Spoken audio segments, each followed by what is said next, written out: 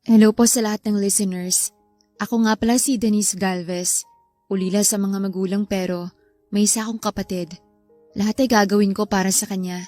Kahit na ang magpanggap bilang lalaki para maging boyfriend ng isang bilyonaryo. At ito ang aking kwento. Bakla, may alam ka bang racket dyan? Tanong ni Venice sa kanyang kaibigan na si Julia. Tumaas ang kilay ni Julia habang naglalagay ng makeup sa mukha. Kung pumasok ka pa naman sa tinatrabahuan kong club, edi sana hindi ka na naghahanap ng racket ngayon. Napanguso naman si Venice. Alam mo naman na hindi kaya ng sikmura kong trabaho mo. Kung may lakas lang ako ng loob kagaya mo, bakit hindi? Napabuntong hininga ang babae. Wala akong alam eh. Pero kapag may nahanap ako, sasabihan kita agad. Napangiti si Venice sa kaibigan. Salamat talaga, Jules. Tumingin na ang babae sa salamin at nagpatuloy sa paglalagay ng makeup. Bakit ba naghahanap ka ng racket? Hindi ba nagtitinda ka naman ng mga pan sa bake shop? Napatigil sa ginagawang babae at napatingin kay Venice. Huwag mong sabihin sa akin na nakalis ka na dun? Natanggal ka ba sa trabaho kaya naghahanap ka ng racket? Umiling naman si Venice. Hindi. Kailangan ko lang ng extra na pagkakakitaan. Napakunot noon naman si Julia. Bakit? Napabuntong hininga naman si Venice. Alam mo naman na lumalaki na ang kapatid ko. Sa susunod na pasukan ay third year high school na siya kaya mas kailangan kong kumayod para makapag-ipon ng pera para sa pag-aaral niya. Sana pala sinagot mo na lang yung naniligaw sa'yo na mayaman. Eh di sana, hindi ka na mamblema sa pera, sa pagpapaaral ng kapatid mo at sa kakainin niyo sa pang-araw-araw. Napaismid si Venice. Ayoko nga dun. Alam mo naman na may asawa na yun at mga anak. Ano gusto mo? Maging kabit niya? At least may pera. Naku, kung akong niligawan nun, sasagutin ko talaga yun. Nagpapailing na lang si Venice kung ano-ano na lang talaga ang sinasabi sa kanya ng babae. Mamamatay muna siya bago siya papatol sa isang lalaki na may asawa at anak na. Wala siyang plano na manira ng pamilya at mas gusto niyang paghirapan ng pera na makukuha niya. Tumayo na si Venice. Basta kapag may racket kang nalaman, sabihan mo ako kaagad ha. Aalis na din ako.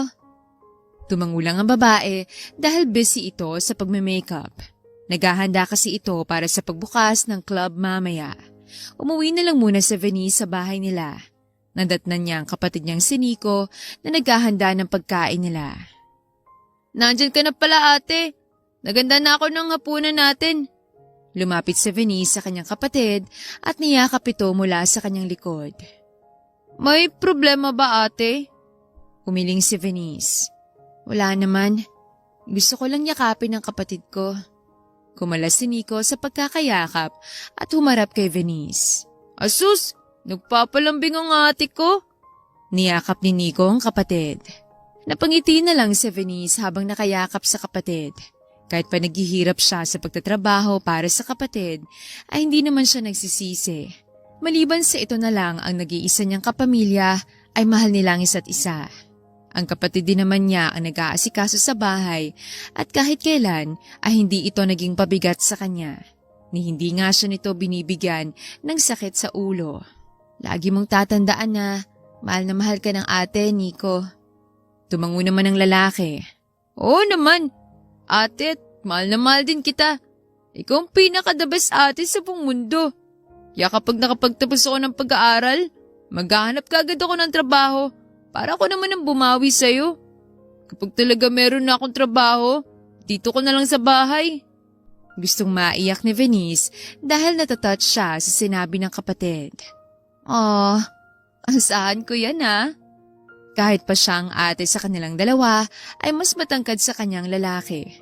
Iba talaga kapag height ng lalaki, para tuloy siya ang bunso sa kanilang dalawa. Nang makapasok sa VIP room ng restaurant si Dennis, ay nakita niya ang kanyang lolo na may kasamang babae.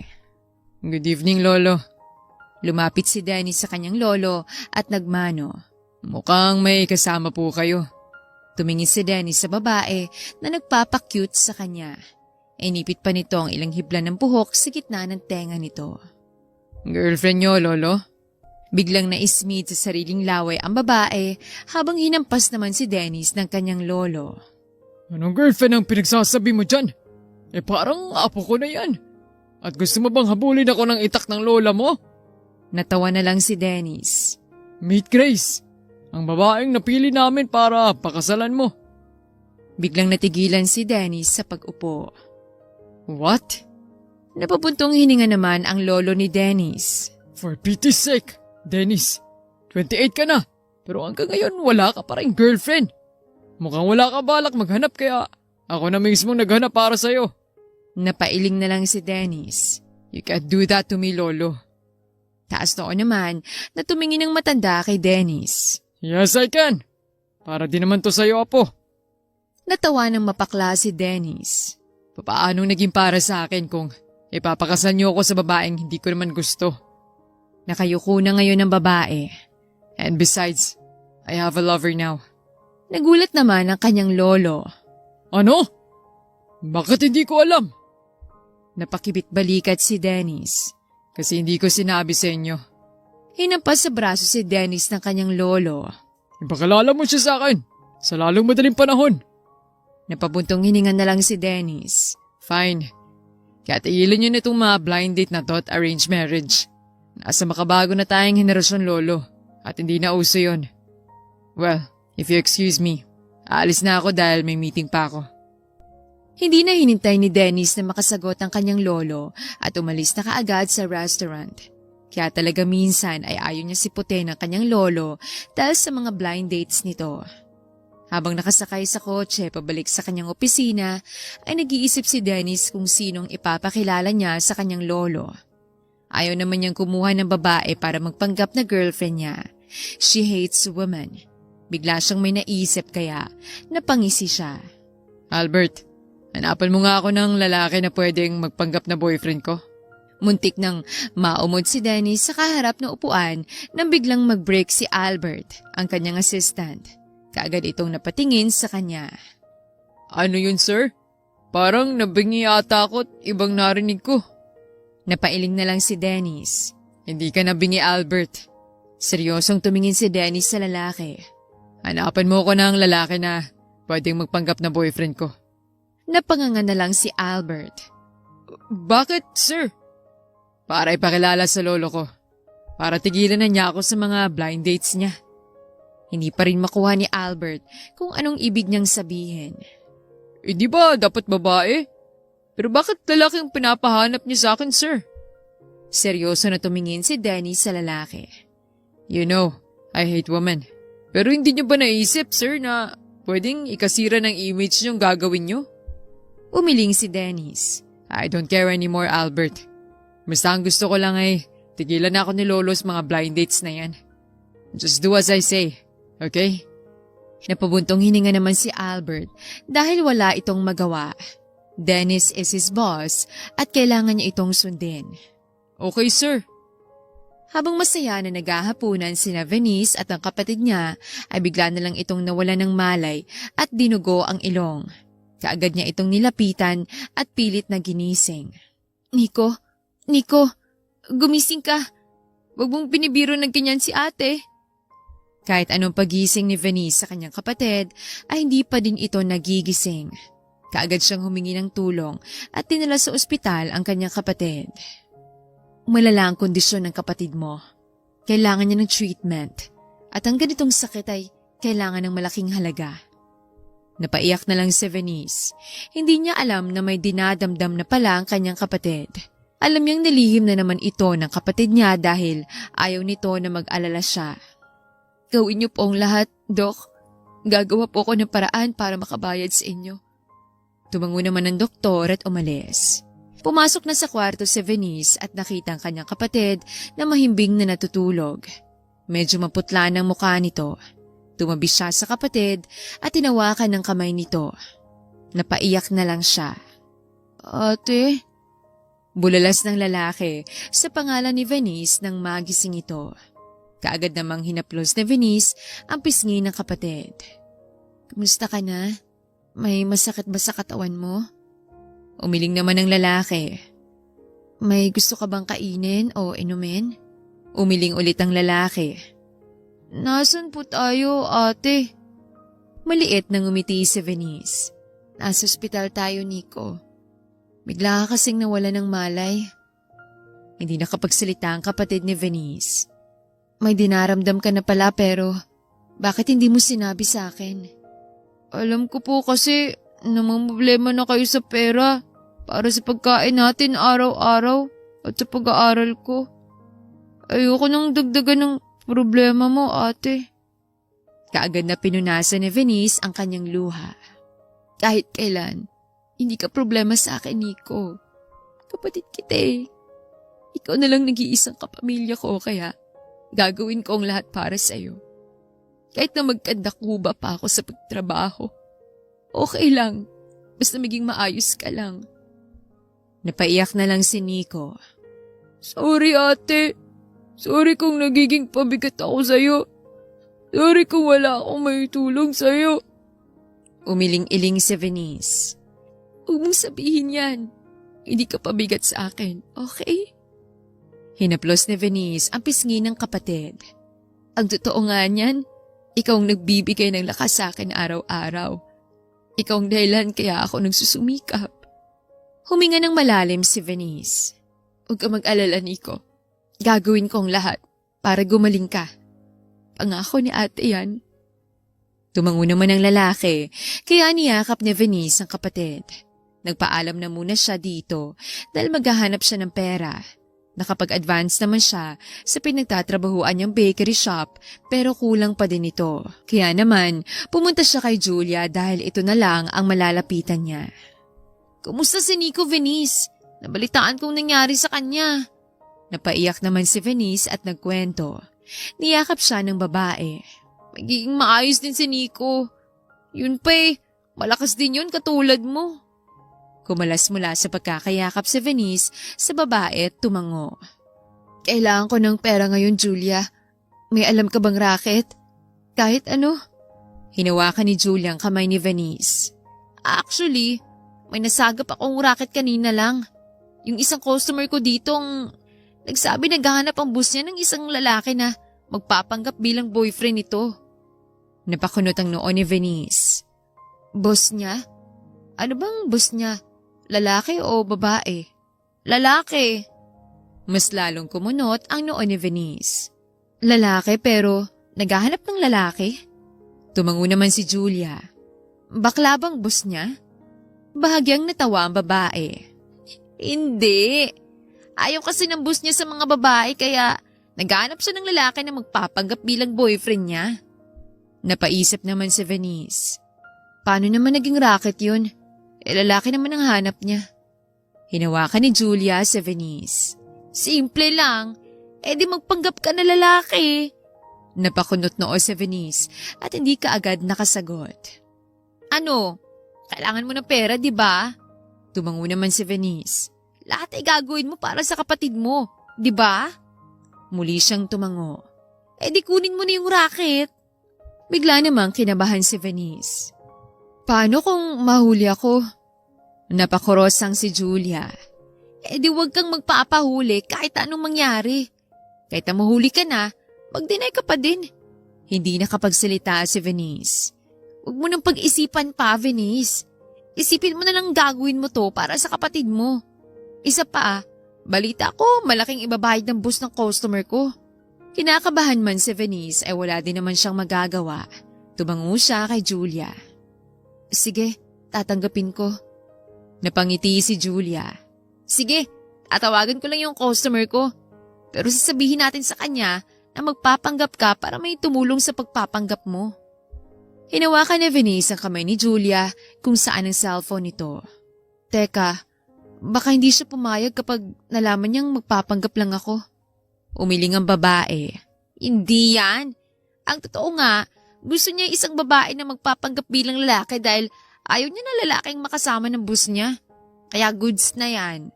Kumindat pa ang babae kay Venice at tumawag na nga ito. Napahawak na lang si Venice sa kanyang mga kamay dahil sa panginginig. Kinakabahan man siya pero wala na siyang magagawa. Basta, wag ka lang magpapahalata at lagi mong iisipin na lalaki ka. sabi ni Albert habang papunta sila sa bahay ni Denise. May tanong lang po ako, Sir Albert. Lalaki pong pinapahanap ng boss mo pero bakit naghanap po kayo ng babae na magpapanggap na lalaki? Napabuntong hininga na lang si Albert. Ayoko kasi sa plano ni Sir Dennis. Baka kasi mamaya kapag totoong lalaking kasama niya, baka ma-inlove siya. Napapailing ang lalaki. Da magiging bakla ng buskot. Ayoko mangyari yun. Natawa na lang si Venice sa kanyang isip. Kahit na gano'n ang iniisip ng lalaki, ay alam niyang concern ito sa boss niya. Salamat po pala sa pagtanggap niyo sa akin. Tumingin si Albert sa babae mula sa salamin. Ikaw ang nireto sa akin ni Julia kaya alam ko mapagkakatiwalaan kita. Gusto ko din na mawala ang galit ni Sir Dennis sa mga babae. Napaisip naman si Venice. Bakit nga po ba ayaw niya sa mga babae? Hindi naman po siya bakla, diba? Natawa si Albert. Hindi siya bakla. Ayaw niya lang sa mga babae dahil pakaramdam niya pare-pareho sila. Iniwan kasi sila ng mami niya noon para sa ibang lalaki. Kaya pakaramdam niya, walang babae ang loyal, maliban sa lola niya. Napatangu-tango naman si Venice. Mukhang natromang lalaki sa nangyari dito. Pero hindi naman lahat ng babae ay katulad ng mami nito. Katulad na lang din na hindi lahat ng lalaki ay manloloko. Huminto ng sasakyan at napatingin siya sa isang malaking bahay. Diyan po ba siya nakatira? Tumango naman si Albert at lumabas na ng sasakyan. Pinagbuksan si Venice nito ng pinto kaya lumabas na siya. Nakasuot siya ng panlalaki ngayon at tinulungan siya ni Julia kanina para matakpan ang kanyang dibdib.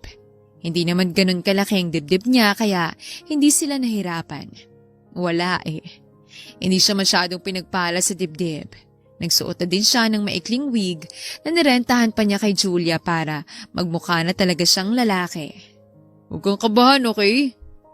Maliit na ngumiti si Venice sa lalaki. Huwag kakabahan? Paano? Kung sa pagharap pa lang nila ng lalaki ay malaman kaagad nitong babae pala siya, ay baka mabuking na sila. Napapailing na lang si Venice. Hindi siya pwedeng mabuking. Kailangang makuha niya ang racket na to para sa kapatid niya. Napakuyom siya ng kamao at napa-adjust sign. Kaya mo to, Venice. Para sa kapatid mo. Huminga muna ng malalim si Venice bago sumunod kay Albert papasok ng bahay. Nang makapasok, ay hindi niya maiwasan na mapatingin sa paligid at mamangha. Napakalaki ng bahay nito at napakaganda. Pakiramdam niya, nakapasok siya sa isang telenovela. Ang ganda naman ng bahay niya. Hindi maiwasan ni Venice na masabi yon. Umayos ka ng tayo. Nandiyan na si Sir Dennis. Yung boses mo Napastraight naman ang tayo si Venice at napatingin sa may hagdan. Nakita niya ang isang gwapong lalaki na pababa. Pakiramdam niya ay nakatingin siya sa isang modelong lalaki. Napakagwapo nito at maputi din. Sa tingin niya ay may maganda itong katawan sa ilalim ng suit na suot nito. Kumabog ng mabilis ang puso niya habang nakatingin sa gwapong lalaki. Ang gwapo. Hindi maiwasan na bulong ni Venice habang nakatitig sa lalaki. Good morning, Sir Dennis. Nandito na po yung nahanap ko na magpapanggap bilang boyfriend nyo. Itinuro ni Albert si Venice. Bahagya naman siyang yumuko. Tumikim pa siya para maayos ang boses niya at maging boses lalaki. Good morning, Sir Dennis. Ako nga po pala si Vince. Napatango naman si Dennis. Siguro naman nasabi na sa'yo ni Albert ang lahat. Tumango naman si Venice bilang sagot. Then good. Mamaya may dinner kami ng lolo ko at ipapakilala kita sa kanya. Nagulat naman si Venice. Mamaya po kaagad. Tumaas ang isang kilay ni Dennis habang nakatingin kay Venice. Sige po sir. Wala pong problema. Ayoko na palpak, okay? Mabilis sa tumango-tango si Venice. Huwag po kayong mag-alala sir. Gagalingan ko po sa pag-acting mamaya. Tumango naman ang lalaki at tumingin kay Albert. Ikaw na bahala sa susutin niya, Albert. At ikaw na din bahala na maghatid sa kanya mamaya sa restaurant. Tumango naman si Albert. Yes, sir. Umalis na din ang lalaki. Tumingin si Albert kay Venice. Mukhang hindi niya nahalata. Napabuga ng malakas na hangin si Venice habang nakahawak sa dibdib niya na kanina pa ang bilis ng pagtibok. Oo nga'y, para kung hindi makahinga kanina habang kaharap siya. Tinapik ni Albert ang balikat ni Venice. That's a good sign. Hindi ka nahalata ni sir. Just keep up the good job and everything will be okay. Tumango naman si Venice sa lalaki at napangiti. Sana nga ay magtuloy-tuloy na ito para maipagamot na niya ang kanyang kapatid. Itong susutin mo para sa dinner mamaya. Ibinigay ni Albert kay Venice ang isang white suit. Suotin mo na dahil ihatid na kita sa restaurant. Tumango naman si Venice at pumasok na sa banyo. Tamang-tamang napili ni Albert na suit para sa kanya dahil tama lang ito sa katawan niya. Napatingin siya sa salamin. Mukha na nga siyang lalaki, maliban na lang sa maliit niyang muka at sa normal niyang mapupulang labi. Huminga ng malalim si Venice habang nakatingin sa sarili sa salamin. Kaya mo to, Venice. Itong unang pagsubok mo at pagkatapos ng gabing to, doon na malalaman kung pasok ka ba talaga sa trabahong to. Pinagdikit ni Venice ang kanyang mga palad at nanalangin. Lord, sana makuha kong trabahong to at sana hindi ako magkamali mamaya. Alam kong mali itong gagawin ko pero pagbigyan niyo na ako para naman puto sa kapatid ko. Muling huminga ng malalim si Venice at lumabas na ng banyo. Napahawak naman sa baba si Albert. Okay na, mukha ka ng lalaki. Tara na, baka kanina pa naghihintay si Sir Dennis. Tumango naman si Venice at sumunod. Sumakay na din sila sa kotse at maya-maya ay nakarating na din sila sa restaurant. Namamangha na naman siya dahil itong unang beses na makakapasok siya sa isang mamahaling restaurant. Siguro naman ay makakakain din siya ng masarap ngayon, lalo na sa dinner nito. Good luck, sabi ni Albert, pero parang mas kinakabahan pa si Venice sa sinabi ng lalaki. Ilang beses na nagpakawala ng malalim na hininga si Venice bago tuluyang binuksan ang pinto ng isang VIP room. Kaagad niyang nakita si Dennis habang may kasama itong matanda na lalaki at babae. Sa tingin niya ay itong sinasabi ng lalaki na lolo at lola niya. Ngumiti kaagad si Venice dahilan para makita ang kanyang dimple. Good evening, ma'am, sir. Bati ni Venice sa mga matatanda. Mabuti na lang ay hindi siya nautal dahil sa kaba na nararamdaman niya ngayon. Napakunot noon naman ang lalaking matanda. I'm sorry, iho. Mukhang nagkamali ka ata ng pinasukang VIP room. Ngumiti lang si Venice at tumingin kay Dennis. Tumikim ang lalaki. Lolo, I want you to meet Vince. Tumayo si Dennis at lumapit kay Venice. Bahagya pa siyang nagulat nang hawakan nito ang kanyang bewang. Mabuti na lang at hindi siya napasigaw. My boyfriend. Nabilaukan sa sariling laway ang matandang lalaki habang hindi naman nakapagsalita ang matandang babae. Nakatitig ito sa kanila. What? What did you just said? Nauutal na tanong ng matandang lalaki. Napabuntong hininga si Dennis. I'm sorry, Lolo. Ayoko sana sabihin sa inyo to pero wala na ako magagawa. Dahil palagi niyo na lang akong binablind date. Kaya ngayon, ipapakilala ko sa inyo ang aking boyfriend na si Vince. Pilit nang umiti si Venice sa mga matatanda. Nice meeting you po. Napahawak naman sa dibdib ang matandang lalaki. Biglang nataranta si Venice at lalapitan na sana ito pero hinigpitan ng lalaki ang pagkakahawak sa kanyang bewang dahilan para mapatingin siya nito. Just stay here. Bulong ng lalaki. Hindi ba ito nag-aalala sa lolo nito? Baka mamaya ay atakihin ito sa puso dahil sa gulat. I can't believe this. Sabihin mong nananaginip lang ako, Esmeralda. Sabi ng matandang lalaki sa asawa nito. Hindi ka nga nananaginip, dear. Tanggapin mo na lang kung anong kasarian ng apo mo. Alam mo naman kung anong pinagdaanan niya. Hindi makapaniwala si Venice na nakatingin sa matandang babae na kalmado lang at tanggap kung anong kasarian ng apo nito. Hindi naman makapaniwalang matandang lalaki na nakatingin sa asawa. At ganun-ganun na lang yun? Paano na ang pamilya natin? Kung magiging... Parang nagdadalawang isip ang matandang lalaki kung sasabihin ba nito o hindi ang salitang bakla. magiging ganyan ang apo natin. Tinuro ng matandang lalaking apo nito. Paano tayo magkakaapo sa kanya? Ano? Tatandang binata siya? What about our bloodline? Napabuntong hininga naman ang matandang babae.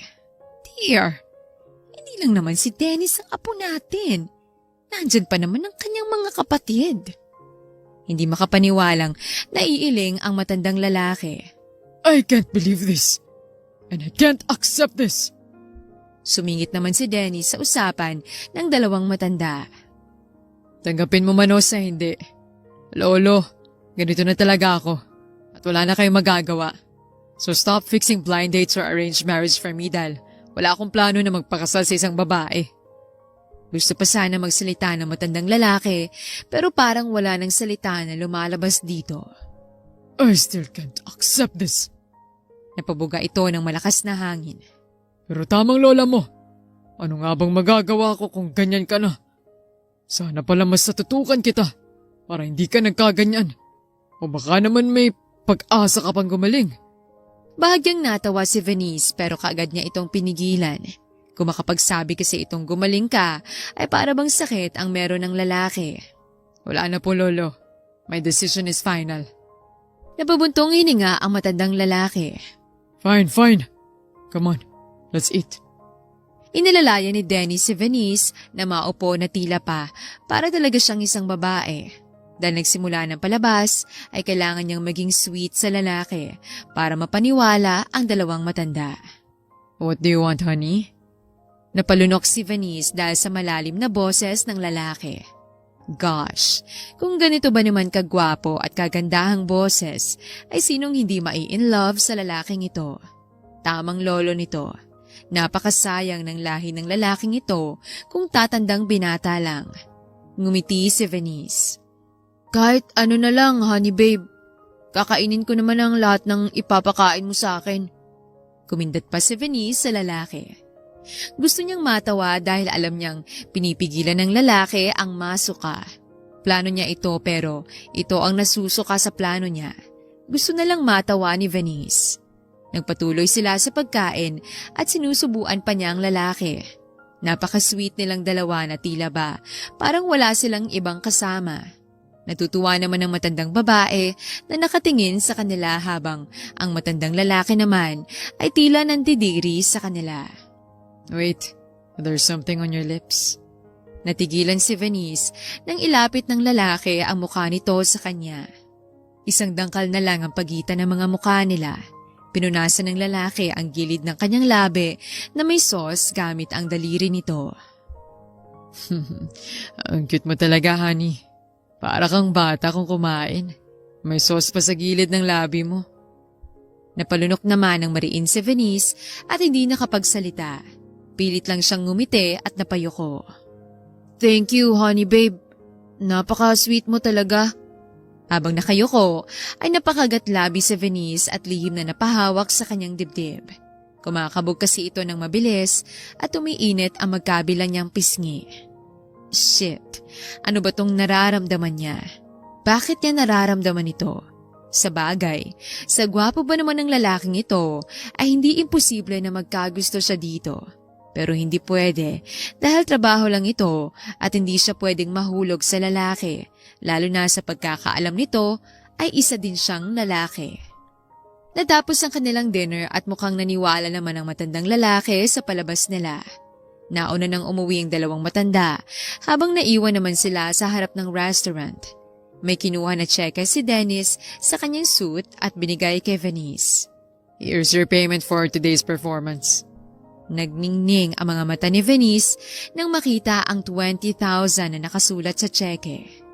Teka, ito na ba ang sweldo ko sa buong buwan?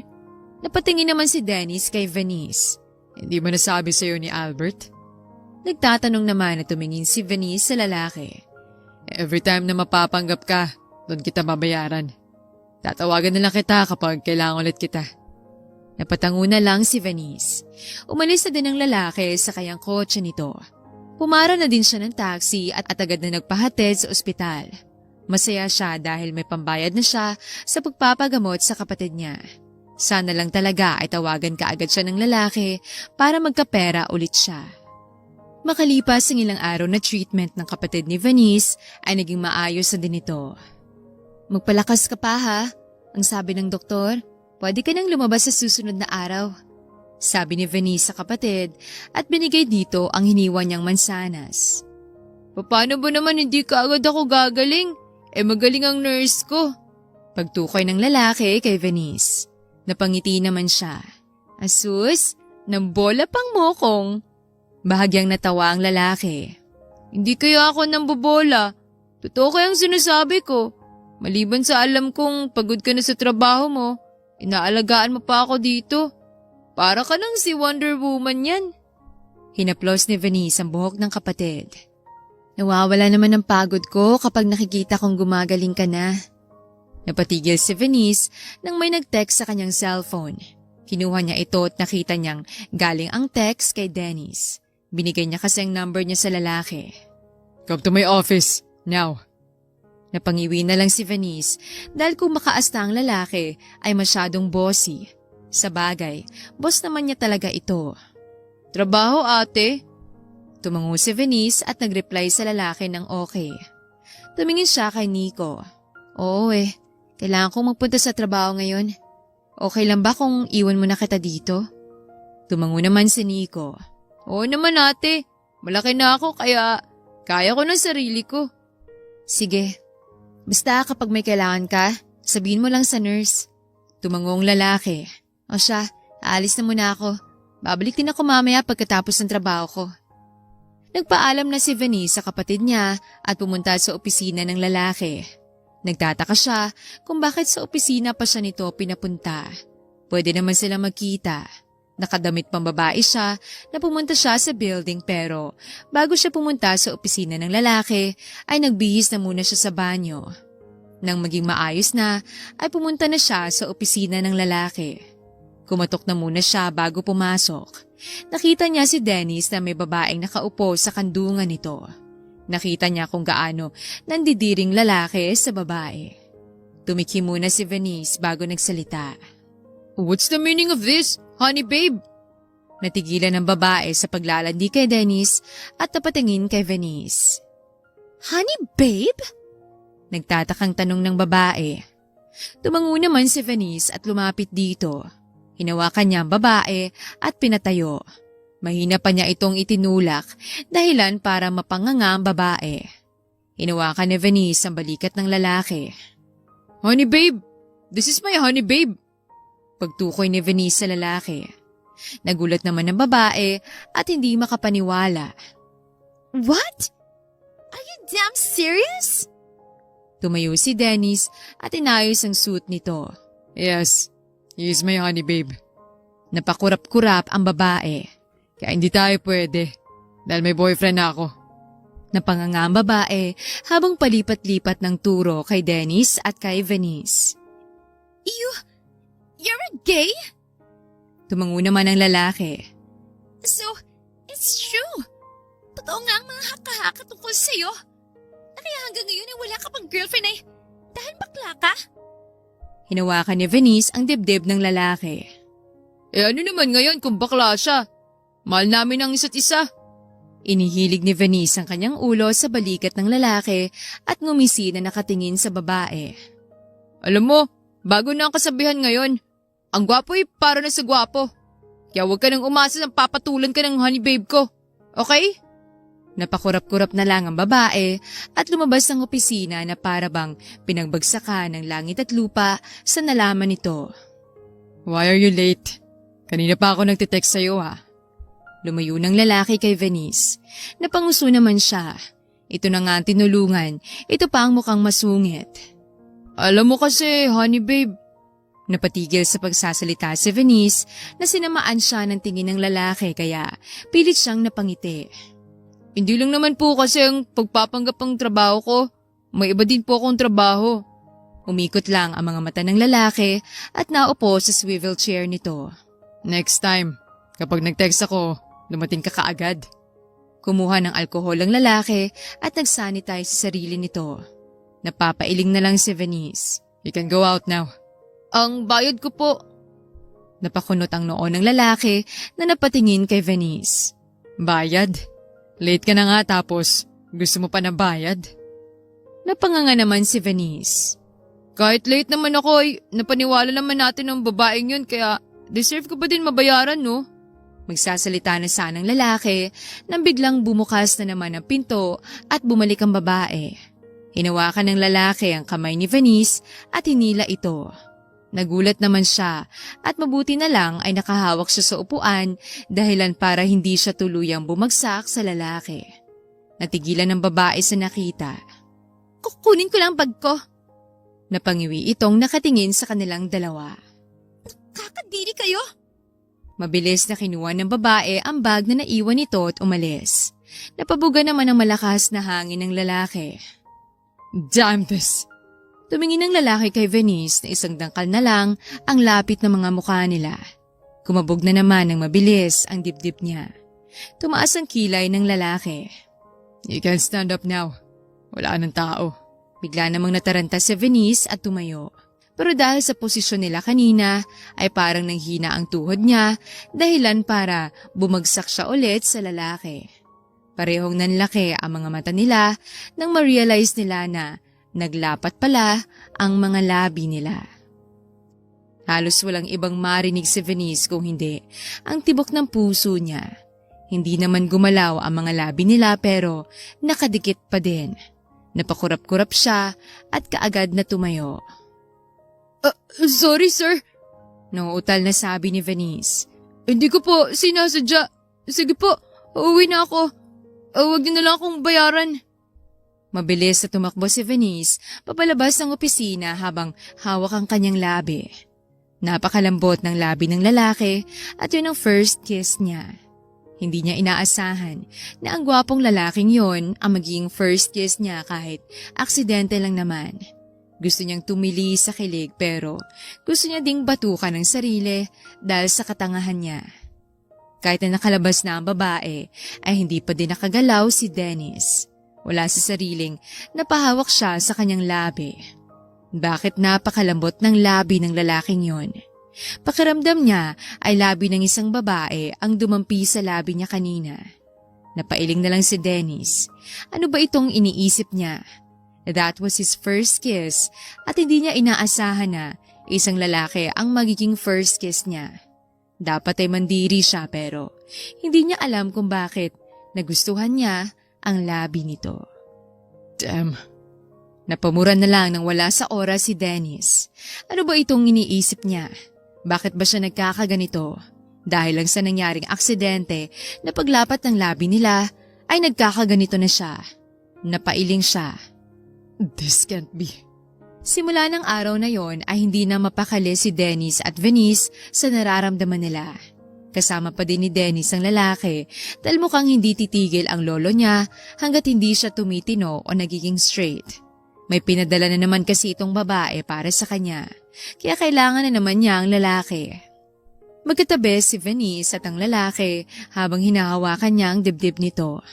Nandidiri naman na nakatingin ang blind date ng lalaki sa kanilang dalawa. Ito, honey babe. Gusto mo ba ito?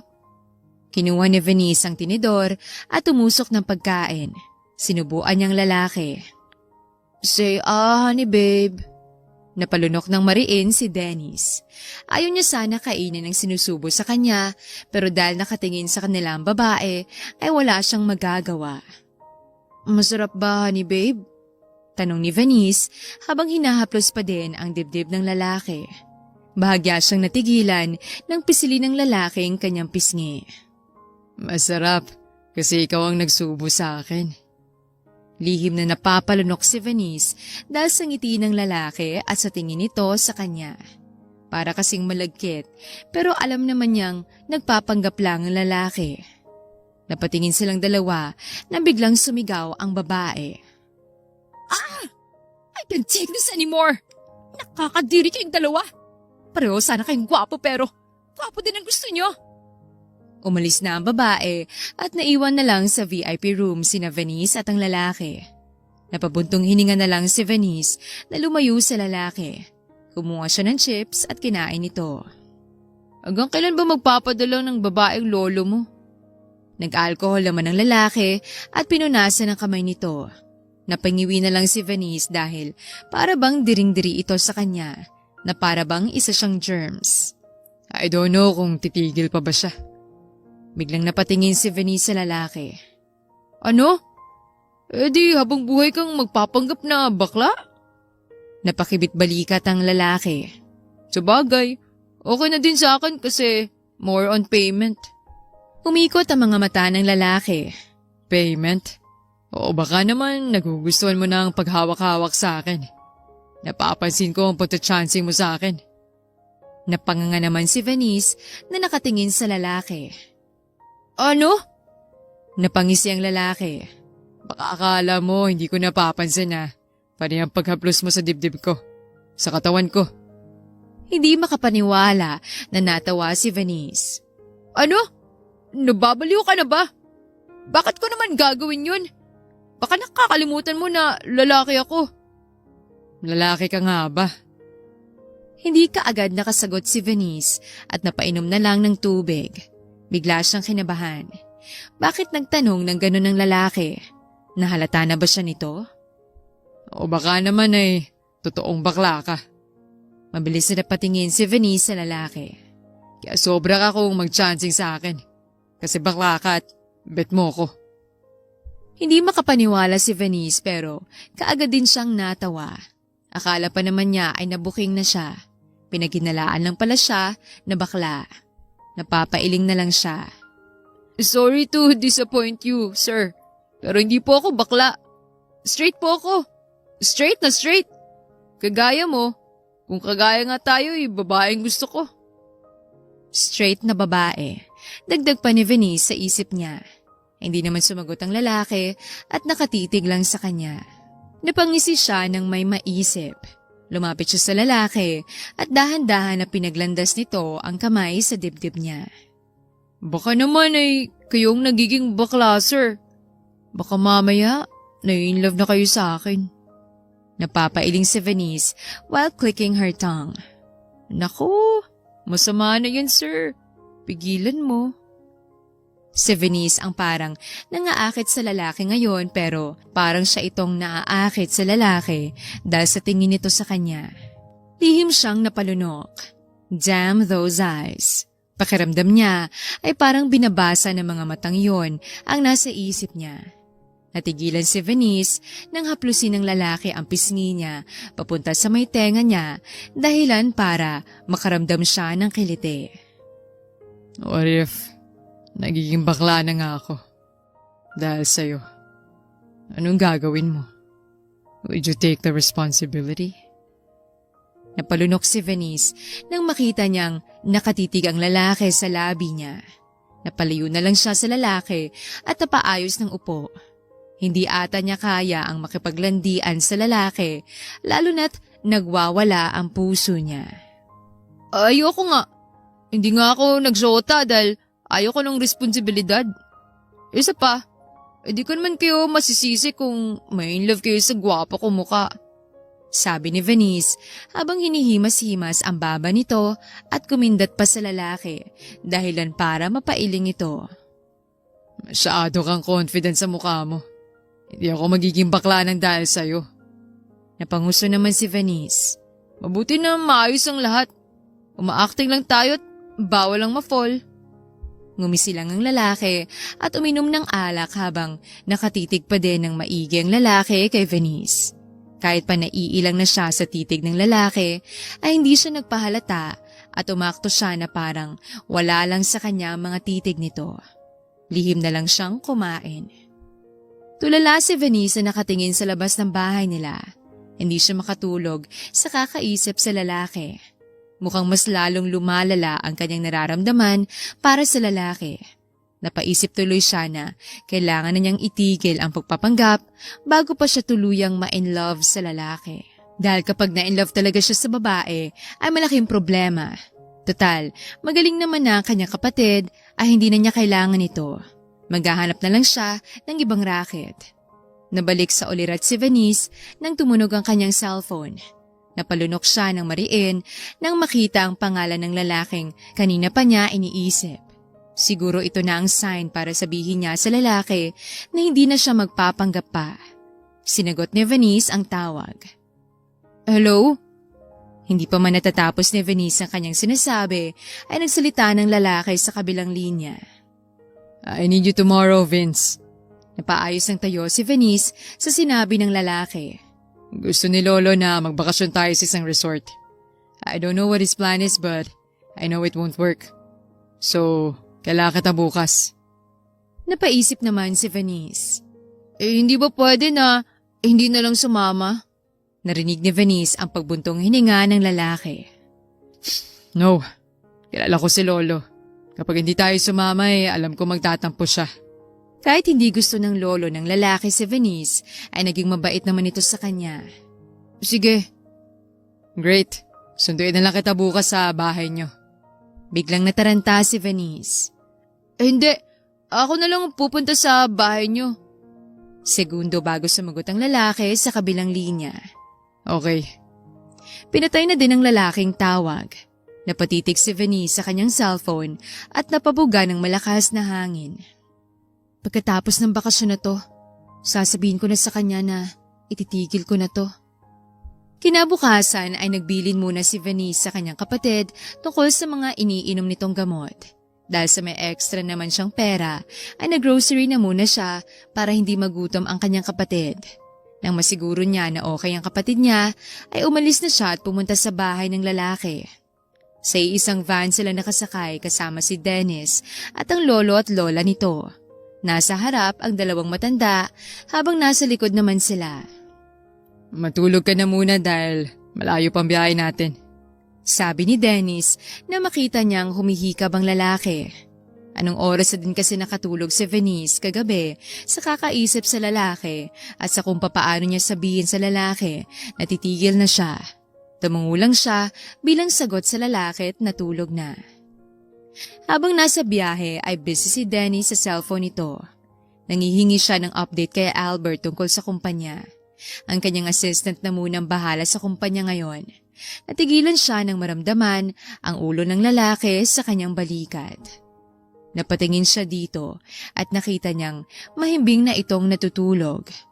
Hindi alam ni Dennis kung bakit hinaplos niya ang mukha nito.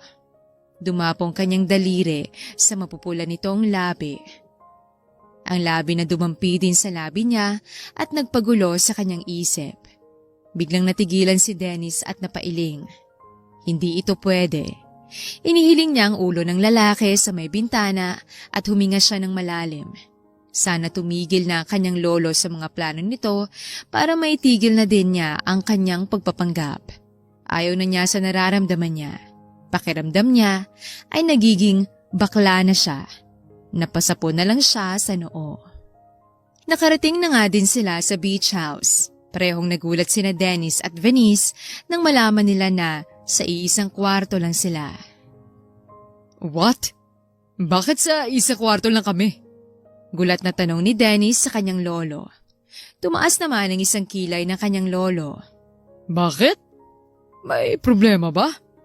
Hindi ba mag-boyfriend naman kayo kaya walang problema kung sa isang kwarto lang kayo? Bigla namang natigilan si Dennis nang ma-realize ang sinabi ng lolo niya. Muntik na niyang makalimutan na nagpapanggap pala sila bilang mag-boyfriend. Pilit ngumiti si Venice sa matanda. Mag-boyfriend pa lang naman po kami, lolo, pero hindi pa po kami magli-live-in. Bahagyang nagulat si Venice nang tapikin ng matanda ang kanyang balikat. Ayos lang yan, Vince. Nasasaan pa at magli-live-in din kayo balang araw. Kasi kung totoong mahal yung isa't isa, doon din ang punta nyo. Gusto pa sanang tumutol ni Venice sa gusto ng matanda, pero hinawakan siya ng lalaki sa kanyang bewang dahilan para mapatingin siya dito. Fine. Wala naman yung problema sa amin. Di ba, honey babe? Napatitig si Venice sa lalaki at walang choice kung hindi ang tumango na lang. Shit! Napamura na lang si Venice sa kanyang isip. Kung sana lang ay pareho silang lalaki ay walang problema. Pero babae siya. Hindi din siya pwedeng magreklamo dahil mahahalata siya ng lalaki. Mukhang kailangan na lang niyang panindigan ito at kalmahin ang sarili. Sana lang ay walang gawing masama ang lalaki sa kanya. Halos pigil ni Venice ang kanyang hininga na makapasok na sila sa kwarto. May malaking kama sa loob pero nag-iisa lang ito. Tumikhi muna siya bago nagsalita. Sa sofa na lang ako matutulog. Inilagay na niya ang kanyang gamit. Why bothered?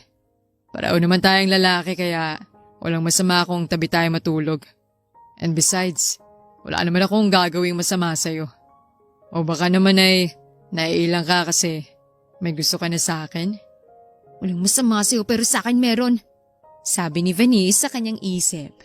Natawa si Venice. Ikaw talaga, palabiro ka.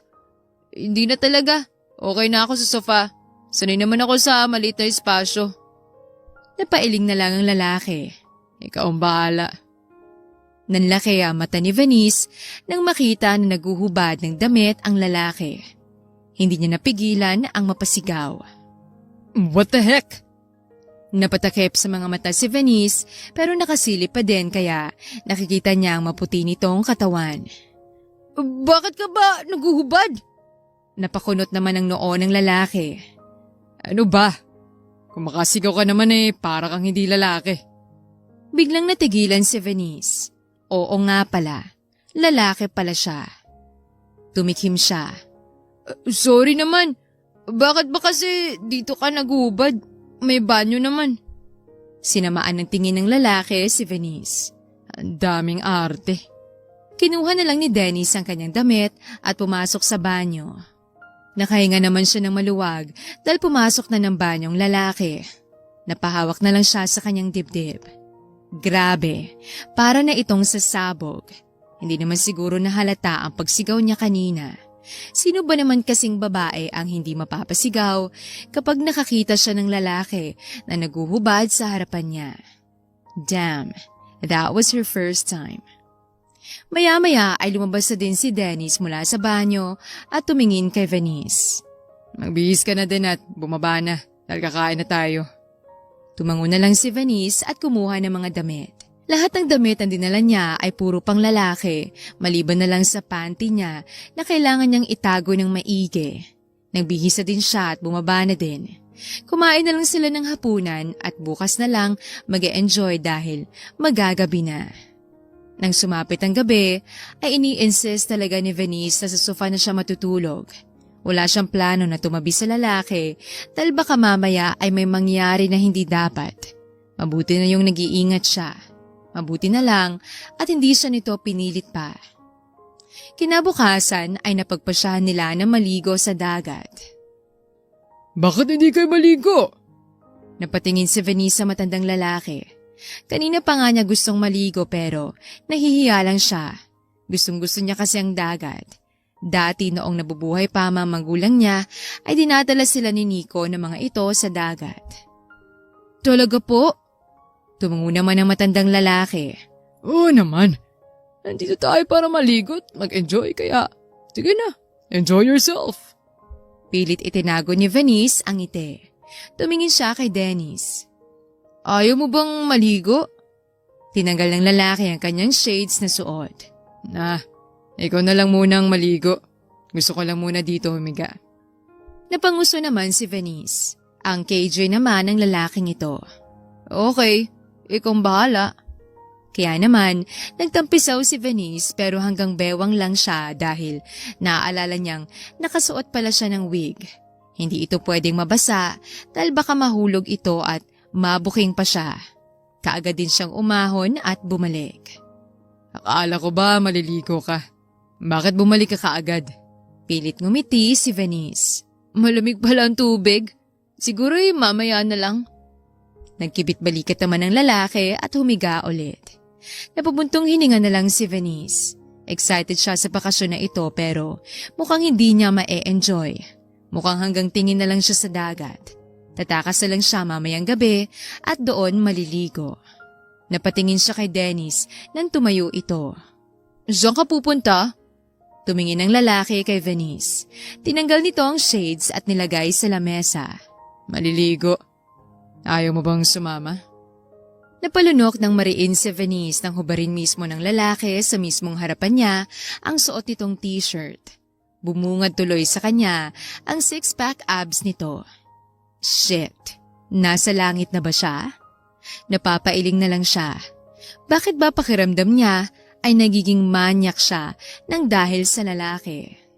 Mukhang naglalaway ka na habang nakatingin sa katawan ko, ha? Napahawak si Venice sa kanyang bibig. Hindi naman eh. Natigilan si Venice nang tumawang lalaki. Ito kasi ang unang beses na nagkasama sila na tumawa ito. Hindi niya namalayan na wala na pala sa harapan niya ang lalaki. Mukhang masaya si Dennis habang kasama ka. Biglang napatingin si Venice sa matandang lalaki dahil sa sinabi nito. Oh, hell. Kahit di ko tanggap ang relasyon nyo, kung masaya naman ang apo ko, okay na ako. Natigilan naman si Venice. Hindi niyo na po iba-blind date si Dennis sa iba? Tumango naman ang matandang lalaki. Hindi na. Since masaya naman siya sa'yo. Hoping na mas mapapasaya mo pa ang apo ko. Hindi alam ni Venice kung bakit parang masaya siya dahil nakuha na niya ang blessing ng matanda. Mukhang tanggap na nga nitong kasarian ng apo nito. Napatingin siya kay Dennis na nasa dagat na. Dahil sa titigil na ito sa pag-arrange ng blind dates para kay Dennis, ay ititigil na din ba nila ang pagpapanggap? Naging maayos naman ang bakasyon nila at wala namang naging problema. Hindi din naman nahuli si Venice sa pagpapanggap niya. Papunta na siya ngayon sa opisina ng lalaki para sabihin na titigil na siya sa pagpapanggap. Wala pa si Sir Dennis eh. May meeting pa siya pero maya-maya nandito na din yun. Maupo ka na muna. Itinuro ni Albert ang upuan. Pinatawag ka ba ni Sir Dennis dito? Umiling naman si Venice. Hindi. Gusto ko lang siyang makausap. Gusto ko na kasing itigil ang pagpapanggap namin. Total ay okay naman sa kanyang lolo at titigil na daw ito sa pagbablind date sa kanya. Napatango naman si Albert. Nabalitaan ko nga tungkol dun. Pero paano naman ang pagpapagamot sa kapatid mo? Ngumiti naman si Venice. Sa awa ng Diyos ay okay na siya ngayon. Malaking naging bayad sa akin ni Sir Dennis kaya hindi ako nagkaproblema sa pagbili ng mga gamot niya. Tumabi ng upo si Albert kay Venice at inakbayan siya. Wala naman sa kanyang pag-akbay na yon dahil parang kapatid na niya si Albert. Para na nga niya itong kuya. Sayang lang dahil kung hindi ka na magpapanggap bilang boyfriend ni Sir Dennis, ay hindi na kita makakasama ulit. Parang din kitang kapatid. Maliit na ngumiti si Venice. Salamat po talaga sa lahat. Para ko na din po kayong kuya. Niyakap ni Albert si Venice mula sa balikat nito. Hinihilig naman niya ang ulo sa balikat nito. Nasa ganon silang posisyon nang pumasok si Dennis. Hindi niya alam kung bakit. Bigla siyang nagalit sa nakita niya at napatiim bagang. What's the meaning of this? Agad na napalayo sina Albert at Venice nang marinig ang boses ni Dennis. Mabilis din silang napatayo. Boss, tapos na po pala ang meeting nyo. Hindi alam ni Albert kung bakit. Parang kinakabahan siya dahil sa sama ng tingin ni Dennis sa kanya. Hindi nagsalita si Dennis. Sige po, sa labas na ako. Mabilis na lumabas si Albert dahil natatakot siya na baka pagalitan siya ng lalaki. Naiwan naman sa loob ng opisina sina Dennis at Venice. May relasyon ba kayo na assistant ko? Hindi naman makapaniwala na nakaturo si Venice sa sarili. Ako at si Albert? Tumaas ang isang kilay ni Dennis. Bakit? May iba pa ba akong assistant? Napakamot na lang sa batok si Venice. Wala no. Para ko na ngang kuya si Albert. Hindi alam ni Dennis kung bakit parang nakaramdam siya ng ginhawa sa sinabi nito. Good. Dahil ayaw kong may marinig na lang na balita na nagkaroon kayo ng relasyon. Sigurado kong makakarating yun kay Lolo. Umupo na si Dennis sa swivel chair nito. Lumapit naman si Venice sa lalaki. Ano nga palang ginagawa mo dito? Hindi naman ako nag-text sa'yo. Napalabi si Venice. Nandito kasi ako para sana sabihin sa'yo na titigil na ako sa pagpapanggap bilang boyfriend mo. Magre-resign na ako as your fake boyfriend. Biglang napatingin ang lalaki kay Venice. What? Why? Hindi pa ba sapat ang binabayad ko sa'yo? Kaagad na umiling si Venice. Hindi yun. Sobra-sobra pa nga ang binayad mo sa akin. Kumunot ang noo ng lalaki. Then why? Bakit gusto mo tumigil? Huminga ng malalim si Venice. Kasi sa tingin ko, tanggap na ng lolo mo kung ano ka. Sinabi na din naman niya na hindi siya mag-a-arrange ng blind date sa'yo. Kaya sa tingin ko, wala nang dahilan para magpanggap pa tayo. Napatayo ang lalaki. No. Nagulat naman si Venice. I mean, hindi ba magtataka si lolo kapag hindi kanya nakita? Kapag may okasyon o gusto kanyang makita, anong sasabihin ko? Sasabihin ko na naghiwalay na tayo? Then, mag-a-arrange na naman siya ng blind dates. Mawawalan din ng sisayang pinaghirapan natin para mapaniwala lang siya. Napaisip naman si Venice. Sa bagay. Pero pwede naman po kayong magdahilan. May naisip si Venice. Pwede niyo naman po sabihin sa lolo mo na nagbakasyon ako kaya ay umuwi sa probinsya. Basta po kahit anong idahilan niyo. Napatitig ng maigi ang lalaki kay Venice. Just give me one reason. Bakit gusto mo itigil to? Napalabi naman si Venice. Gusto man niyang sabihin na kaya gusto niya itigil ito ay dahil nahuhulog na siya sa lalaki ay hindi pwede. Lalo na't sa pagkakaalam nito ay lalaki din siya. Huminga na lang siya ng malalim. Uuwi po kasi ako sa probinsya namin dahil nagkasakit ang kapatid ko. Kailangan ko po siyang alagaan. Lumapit ang lalaki kay Venice. Di mas kailangan mong trabahong to. May naipon na po ko, sapat na yun. Napaiwas ang tingin si Venice sa lalaki nang makita niyang nakatitig ito sa kanya na tila ba parang binabasa ang nasa isip niya. Iniiwasan mo ba ako? Kaya ba gusto mong tumigil sa pagpapanggap? Dahil gusto mong maiwasan ako? Bahagya namang natawa si Venice. Bakit ko naman po gagawin yan? Dahil gusto mo na ako? Biglang napatingin si Venice sa lalaki dahil sa sinabi nito. Ano? Natawa siya nang hindi makapaniwala. Sir, baka nakakalimutan nyo na pareho tayong lalaki. Seryosong nakatingin si Dennis kay Venice. Yun na nga eh. Pareho tayong lalaki pero bakit nagkakagusto ko sa'yo? Napanganga si Venice sa sinabi ng lalaki. Ano? Napapailing si Venice. Nagiging bakla ka na, sir, dahil sa akin?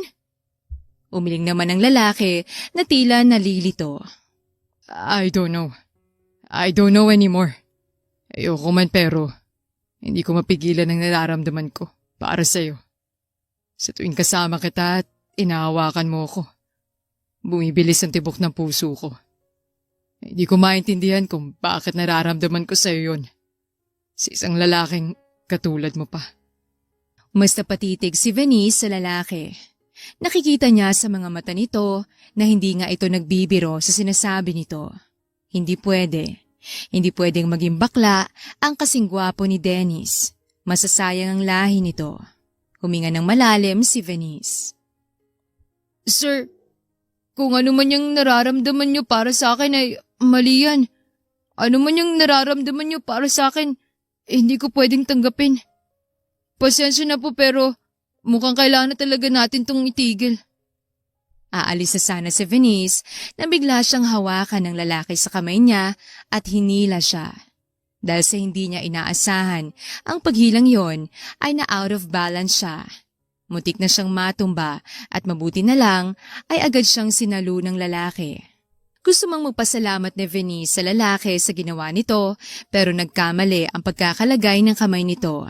Nakalagay sa ibabaw ng dibdib niya ang kamay ni Dennis. Lumaki ang mga mata niya at agad napatayo ng maayos. Sinampal niya ang lalaki. Bastos! Sigaw ni Venice at napahawak sa kanyang dibdib. Napatingin naman si Dennis sa kanyang kamay kung saan niya nahawakan ang dibdib nito. Hindi siya makapaniwala na tumingin dito. Babae ka? Hindi ka agad nakasagot si Venice dahil sa gulat. Hindi ka totoong lalaki? Napakurap-kurap naman si Venice. Hindi. Nauutal niyang sagot. Sorry. Nagulat lang ako. Nakatitig ang lalaki kay Venice na tila hindi naniniwala sa sinasabi niya. Lumapit ito sa kanya at biglang hinila ang wig niya dahilan para lumugay ang mahaba niyang buhok. Hindi makapaniwala si Dennis sa nakita niya. You tricked me! Hindi naman nakasagot si Venice. All this time, ay nagpapanggap ka lang palang lalaki. All this time, babae palang humahaplos sa akin. Hindi makapaniwalang sabi ni Dennis. All this time, akala ko nagiging bakla na ako. Dahil nagkakaroon ako ng feelings para sa'yo. Biglang sinamaan ang tingin ni Dennis ang babae. All this time, niloloko mo lang pala ako. Hinawakan ng mahigpit ni Dennis ang magkabilang braso ni Venice. Why? Why did you have to lie to me? Sigaw ng lalaki. Hindi maiwasan ni Venice na mapaiyak dahil natatakot siya sa lalaki. Galit na galit ito sa kanya at naiintindihan naman niya. Ginawa ko lang naman yun dahil kailangan ko ng pera. Nagkasakit ang kapatid ko at kailangan ko ng racket. Umiiyak na sabi ni Venice. Hindi ko naman ginusto na lokohin ka, Dennis, pero wala akong choice. Kailangan ko ng pera, kaya gusto kong itigil na itong pagpapanggap natin dahil mahal natin kita. Binitawan ni Dennis ang babae at natatawang tumingin dito. Mahal mo ako? Tumango naman ang babae. Ay sa tingin mo, maniniwala pa ako sa'yo? Sa ginawa mo sa akin? Alam kong mahirap paniwalaan pero totoo yun. Kaya nga ayoko na magpanggap dahil alam kong nasasaktan kita. Napapailing si Dennis habang nakatingin kay Venice. Umalis ka na. Ayaw na kita makita. Pare-pareho lang kayo lahat ng mga babae. Manuloko! Sinubukan ni Venice na lumapit sa lalaki pero umatras ito. Nasaktan siya sa ginawa nito. Sorry, Dennis. Hindi ko talaga gusto na lokohin ka. Alam kong mahirap na paniwalaan pero totoong mahal na kita. Itinaas ng lalaki ang palad nito. Ayoko na makinig sa eksplanasyon mo. Umalis ka na at ayaw na kita makita. Gusto pa sanang magsalita ni Venice pero mukhang wala nang balak makinig ang lalaki. Talagang isinara na nito ang isip sa kanya at naiintindihan naman niya yon. Hindi madali ang ginawa niya dito. Kaya naman ay umalis na lang siya. Uy bakla! Inibitahan kita na lumabas para hindi magmukmok. Sabi ni Julia dahilan para mabalik sa ulirat si Venice. Napabuntong hininga na lang siya. Hanggang ngayon kasi, iniisip ko pa din si Dennis. Ang tanong ay iniisip ka din ba niya?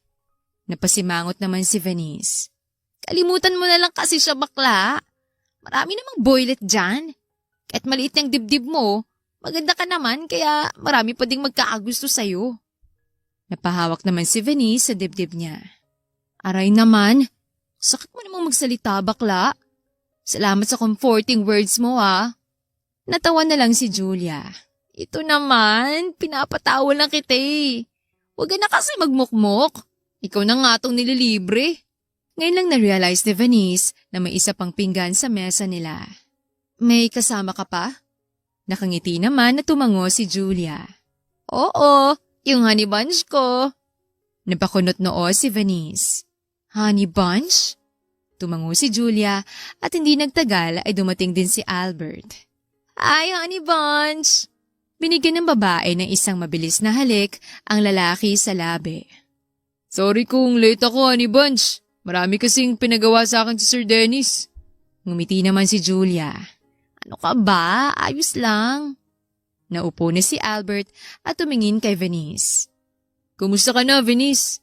Hindi sumagot si Venice sa tanong ng lalaki at itinuro ang dalawa. Kayo na? Nagkatinginan ang dalawa at tumango habang may ngiti sa labi. Nakakagulat ba? Inihilig ni Julia ang ulo sa balikat ng lalaki. Sinabi sa akin ni Albert na mahal niya ako at handa niya akong pakasalan sa kabila ng nakaraan ko. Hinawakan ng lalaki ang kamay ng kaibigan niya. Totoo pala talagang sabi nila.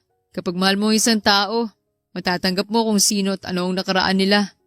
Nakangiti naman na nakatingin si Venice sa dalawang tao na naging mga kaibigan niya. Mabuti pa ang mga ito, masaya at masaya siya para sa dalawang ito. May problema ka ba ate? Nakatingin si Venice kay Nico. Tumabi ito ng upo sa kanya. Napapansin ko na ilang araw ka nang parang tulala.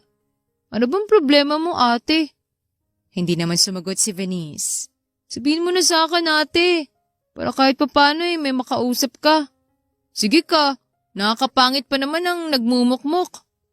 Napabuntong hininga si Venice at nagkwento sa kapatid niya. Nagulat naman si Nico. Abay, magagalit talaga yun. Niloko mo eh. Napanguso na lang si Venice. Naintindihan mo naman siguro kung bakit siya magagalit sa'yo, di ba? Tumango naman si Venice. Kaya intindihin mo na lang siya, ate. Napabuntong hininga si Venice. Ay, ano pa bang magagawa ko? Kaya nga nalulungkot ako. Pero ano bang magagawa ko? Mahal mo eh. Bahagyang natawa si Venice. Pero kung totoo nga nang sinabi niyang mahal ka niya nung lalaki ka pa, baka malay mo, mahalin ka pa din niya kahit babae ka. Or else... Napakunot noo si Venice sa sinabi ng kapatid. Anong or else? Napakibit balikat si Nico. Talagang bakla talaga siya kaya kahit kailan, hindi ka niya mapapatawad. Nanlaki ang mga mata ni Venice at mahinang hinampas sa braso ang kapatid dahilan para matawa ito. Hindi kaya. Totoong lalaki si Dennis, no? Akala niya lang bakla siya kasi akala niya lalaki ako. Hindi sumagot si Nico at nagkibit balikat lang. Muling napabuga ng malakas na hangin si Venice. Siguro mabuti na din na ganito. Ito din naman ang gusto ko. Ang matigil na ang pagpapanggap. Lalo na't mahal ko na siya. Nagulat si Nico na biglang sumigaw ang kapatid niya. Uy, ate! Nababaliw ka na ba? Mabilis na pinunasan ni Venice ang tumulong luha niya. First time kong may love pero bigo naman kaagad ako. Natawa ng mapakla si Venice. Tama nga ang sabi nila. Masarap ang magmahal pero masakit din ang masaktan ng dahil sa pag-ibig.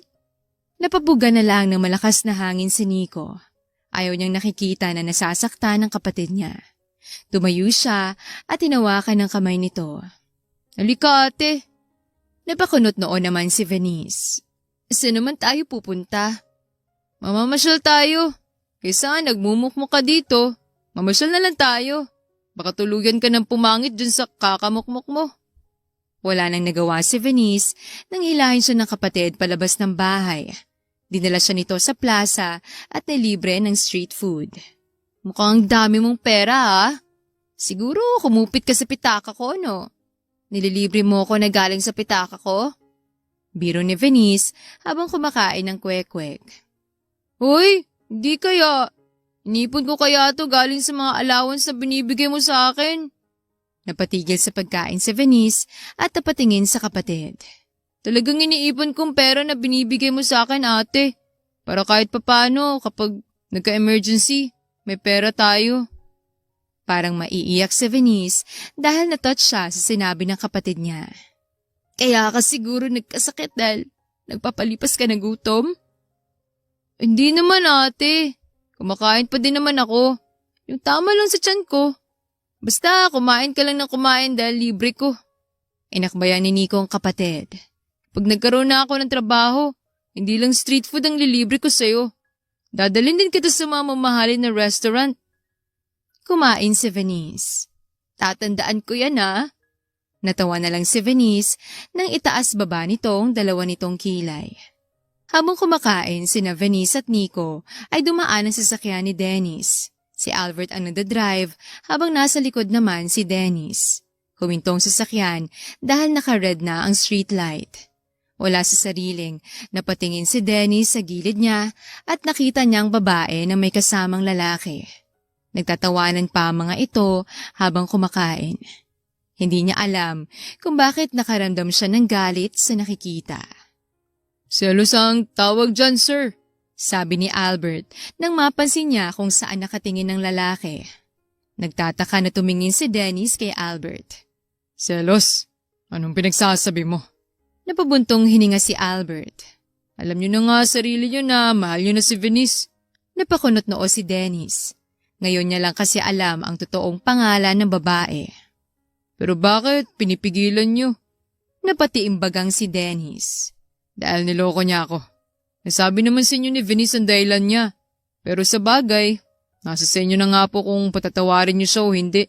Hindi nakapagsalita si Dennis. Pero sana po, sir, huwag din kayong magsisi. Napakunot ng noo si Dennis. Magsisi? Bakit naman ako magsisisi? Kasi sir, galit lang po kayo sa kanya dahil nagsinungaling siya sa'yo. Kaya ayaw niyo po siyang makita at makausap. Pero hindi niyo ba naiisip na habang hindi niyo siya nakikita at nakakausap, ay may ibang lalaki na kumakausap at nakikipagkita sa kanya? Napatingin si Dennis sa kinaroroonan ng babae. Bigla siyang napakuyom ng kamao dahil may punto si Albert sa sinasabi nito. Bigla siyang hindi mapakali na makita na inakbayan ng lalaki si Venice at umalis. Kaya din po, maganda pa naman si Venice. Habang nagsasalita si Albert ay biglang lumabas si Dennis ng sasakyan. Sir Dennis, saan po kayo pupunta? Sigaw ni Albert pero hindi sumagot ang lalaki at nagpatuloy lang sa paglalakad. Napangisi na lang siya. Ganyan nga sir, paglaban yung nararamdaman nyo. Gusto mo bang manood ng sine ate? May pera pa naman ako dito. Tanong ni Nico habang nakaakbay kay Venice at naglalakad sila. Kasya pa ba yung pera mo? Baka mamaya manonood tayo pero wala tayong popcorn. Natawa si Nico. Nako, meron pa yan. Biglang natigilan silang dalawa na may humawak sa kamay ni Venice. Hinila siya ni Dennis papalapit dito. Dahil na din sa gulat ay hindi siya nakagalaw. Nagtataka naman si Nico. Anong ginagawa mo? Sino ka ba? Bitawan mo nga siya. Hahawakan na sana ni Nico ang kapatid niya nang ilayo ito ni Dennis. Ikaw, sino ka ba? Bakit may pahawak-hawak ka pa kay Venice? Napatingin si Nico sa kapatid niya na parang tulala na nakatingin sa lalaki. Hindi kaya ito ang kinakwento ng kapatid niya na mahal niya? Napangisi naman siya ng may maisip. Napakross arm si Nico. Girlfriend ko siya. Nagulat naman ang lalaki at napatingin kay Venice. May boyfriend ka? Akala ko ba mahal mo ako? Bakit ngayon ay may boyfriend ka? Aha? Parang doon lang nabalik sa ulirat si Venice. Anong boyfriend? Sinong boyfriend? Napatingin si Venice sa kanyang kapatid. Kumindat si Nico sa kanya. Kaya akin ang girlfriend ko. Balik mo na siya sa akin. Nilahad pa ni Nico ang kanyang kamay na tila ba para lang isang bagay si Venice. Hindi niya alam kung anong ginagawa ng kapatid niya. Hindi ko siya ibibigay sa'yo. Dahil akin siya. Boyfriend ka lang niya pero ako ang mahal niya. Tumaas ang kilay ni Nico. At bakit? Mahal mo bang girlfriend ko? Napanganga si Venice sa tinatanong ng kapatid niya. Ano bang pinagsasabi nito? Taas noon naman na tumingin si Dennis sa lalaki. Oo, mahal ko siya. Mas lalong napanganga si Venice. Tumingin ang lalaki sa kanya. Galit ako sa'yo. Nalilito na lang si Venice dahil kanina ay sinabi nitong mahal siya tapos ngayon sinasabi nitong galit ito sa kanya. Ano ba talaga? Galit ako sa'yo dahil niloko mo ko. Pero nang makita kita na may kasama kang ibang lalaki, nagselos ako. Mas na-realize ko na hindi ko kaya na makita ka na may ibang lalaking kasama. Napakurap si Venice nang hawakan ng lalaking kamay niya. Mahal kita, Venice. At handa akong kalimutan ang lahat ng nagawa mo sa akin. Basta sa akin ka lang. Hindi ba sinabi mo noon sa akin na mahal mo ko? Bakit may boyfriend ka? Natawa na lang si Nico, dahilan para mapatingin si Dennis dito. Hindi niya talaga ako boyfriend. Napakunot noo si Dennis. Lumapit si Nico at hinawakan ang kamay niya para makipagkamay. Ako nga pala si Nico, ang kapatid ni Venice. Napanganga na lang si Dennis sa nalaman. Ano? Kapatid mo siya? Tanong ni Dennis habang nakatingin sa babae. Tumango naman si Venice bilang sagot. Bakit hindi mo sinabi sa akin? Imbis na si Venice ang sumagot, ay si Nico ang sumagot. Kapag sinabi ko na kapatid ko siya, aamin ka ba sa kanya? Aaminin mo bang mahal mo siya? Hindi naman nakasagot si Dennis dahilan para mapailing si Nico. Iba talagang nagagawa ng selos. Napapaamin bigla. Tumingin si Nico sa kapatid. Mauna na ako sa bahay, ate. Napanganga si Venice nang umalis ang kapatid niya at iwan siya kasamang lalaki. Hindi mo sinabi sa akin na may kapatid ka pala. Bahagyang natawa si Venice. May alam ka ba kahit isa tungkol sa akin? Hindi naman nakasagot ang lalaki. Teka, anong sinasabi mo kanina na mahal mo ko? Pinapatawad mo na ba ako? Napabuntong hininga ang lalaki. Ang totoo, nag-alit talaga ako sa'yo dahil niloko mo ko. Pero na-realize ko na kung magagalit ako sa'yo, gagaan ba ang pakiramdam ko? Pero habang dumadaan ang araw na hindi kita nakikita at nakakausap, parang mas bumibigat lang ang pakiramdam ko. Parang may pumipisil sa dibdib ko, lalo na nang makita kita kanina na may kasama kang lalaki. Nakapatid mo lang pala. Bahagyang natawa si Dennis. Puro na lang ako akala. Akala ko boyfriend mo talagang lalaking yun. Akala ko din ay bakla na ako dahil may gusto na ako sa'yo. Pero akala ko lang pala yun. Hindi pala ako bakla dahil babae ka. Hinawakan ng lalaki ang mukha ni Venice. Alam kong wala akong alam tungkol sa'yo ni Isa pero handa kitang kilalanin, Venice. Dahil mahal na mahal kita. Napakunot noo si Venice. Akala ko ba ayaw mo sa mga babae? Oo, ayaw ko sa mga babae dahil akala ko pare-pareho kayong lahat. Akala ko manloloko kayo lahat at iiwan din kami bandang huli. Iniwan kami ng mami ko noon dahil sa ibang lalaki. Kaya simula noon, pinangako ko sa sarili ko na hindi ako magmamahal. Nag-alit ako sa'yo dahil pakiramdam ko, katulad ka din ni mami na manloloko. Hinawakan ni Dennis ang kamay ni Venice. Pero handa akong masaktan. Basta para sa'yo, Venice. Handa akong sumugal para sa'yo. Handa akong harapin ang takot ko. Dahil ganun kita kamahal, Venice. Napaiyak naman si Venice. Sorry talaga kung niloko kita. Hindi ko naman talaga yun ginusto. Wala akong choice. Napatigil si Venice sa pagsasalita nang itapat ng lalaking daliri nito sa bibig niya. Hindi mo na kailangan mag-explain, Venice. Naiintindihan ko na ginawa mo lang yun para sa kapatid mo. Napatango naman si Venice at sinapo ang mukha ni Dennis. Mahal na mahal din kita, Dennis. Kaya pinapangako ko sa'yo na hindi ako magsisinungaling sa'yo kahit kailan. Hindi na ako maglilihim at sasabihin ko na sa'yo ang lahat-lahat. Gagawin ko ang lahat para hindi masirang tiwala mo sa akin. Hinalikan ni Venice sa labi ang lalaki. Mahal na mahal kita, Dennis. Mahal na mahal. Ikaw lang ang bukod tanging lalaki na minahal ko. Napangiti naman si Dennis. Mahal na mahal din kita, Venice. At ikaw lang ang babae na minahal ko. Hinalikan siya muli ng lalaki sa labi. Napahiwalay na lang silang dalawa nang makarinig sila ng palakpakan at hiyawan ng mga tao. Hindi nila napansin na nakatingin na pala sa kanila ang mga tao. Hinawakan ni Venice ang kamay ng lalaki at tumakbo papalayo sa maraming tao. Ano ba naman yan? Nakakahiya. Napanguso naman si Dennis. Kinakaya mo ba ako? Agad naman na umiling si Venice. Hindi, no? Napabuntong hininga ang babae. Gusto mo bang isigaw ko kung gaano kita kamahal? Sisigaw na sana si Venice nang takpan ng lalaking kanyang bibig. Hindi na. Okay na. Naniniwala na ako sa'yo. Nagkangitian at nagtawanan ang dalawa. Ipinakilala ni Dennis ang babae sa kanyang lolo't lola. Nagulat ang mga ito dahil itong unang beses na may pinakilala itong babae. Pinaliwanag naman nila ang lahat na si Vince at ang babae ay iisa. Natuwa naman ang lolo ni Dennis dahil hindi bakla ang apo nito. Kaagad na asikaso ni lolo ni Dennis ang kasal nila. Nagulat si Venice pero alam naman niya sa puso niya na sigurado na siya sa lalaki, kaya pumayag siya sa kasal. Hindi din nagsisi si Venice dahil nang ikasal sila ng lalaki ay mas lalo nitong ipinakita kung gaano siya nito kamahal. Lalo na nang binayayaan sila ng isang anak. Sobrang tuwa ng pamilya nila, lalo na ni Dennis dahil hindi niya inaakala na magkakaroon siya ng sariling pamilya at mga anak. Thank you for giving me a chance to have a family, hon. Sabi ni Dennis at tinalikan ang buhok ng asawa. Napangiti naman si Venice. Hindi naman tayo magiging ganito kasaya kung hindi mo din ako pinatawad at binigyan ng pagkakataon. Hinaplos ni Dennis ang mukha ng asawa.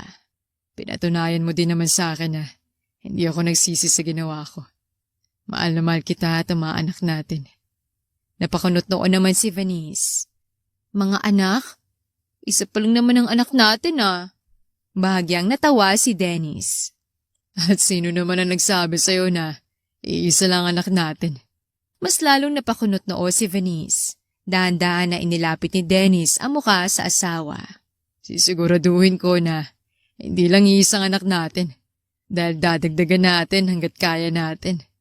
Natawa na lang si Venice at mabilis na hinalikan sa labing asawa.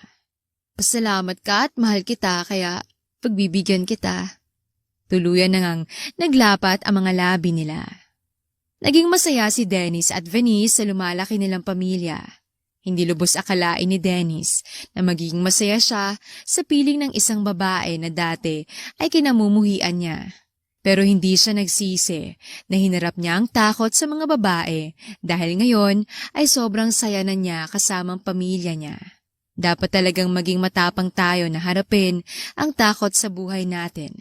Dahil kapag hinarap natin ito, ay magiging masaya tayo at magiging buo. Magiging malaya tayo mula sa mga kinatatakutan natin. At dito nagtatapos ang kwentong pag-ibig ni Dennis at Venice.